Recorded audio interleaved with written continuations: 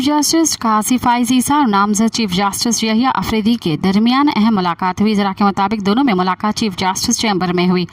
Chief justice काजी फाइज ईसा ने नामजद chief justice Yahya Afridi को मुबारकबाद पेश की। जस्टिस यहिया अफरीदी ने मुबारकबाद को कबूल किया। ज़रा का कहना है कि चीफ जस्टिस अफरीदी ने मुकदमात की समाअत के बाद चीफ जस्टिस से दूसरी मुलाकात भी की। दोनों जजेस में पहली मुलाकात आज मुकदमात की समाअत से कबल हुई। जस्टिस यहिया अफरीदी ने जस्टिस मंसूर अली शाह के चैम्बर में भी गए। ज़रा के मुताबिक नामजद चीफ जस्टिस यहिया अफरीदी को उनके चैम्बर के स्टाफ ने भी मुबारकबाद दी। ख्याल रहे कि सदर मुमलिकत आसिफ अली जरदारी ने जस्टिस यहिया अफरीदी के बतौर चीफ जस्टिस और वक्सान तैनाती की मंजूरी दे दी, जबकि वज़ारत कानून ने उनकी तैनाती का नोटिफिकेशन भी जारी कर दिया। मज़ीद ख़बरनि ऐं तफ़सीलात लाइ विज़िट कयो असांजी वेबसाइट www.awamiNewsHD.com ऐं ॾिसंदा रहो अवामी न्यूज़ HD।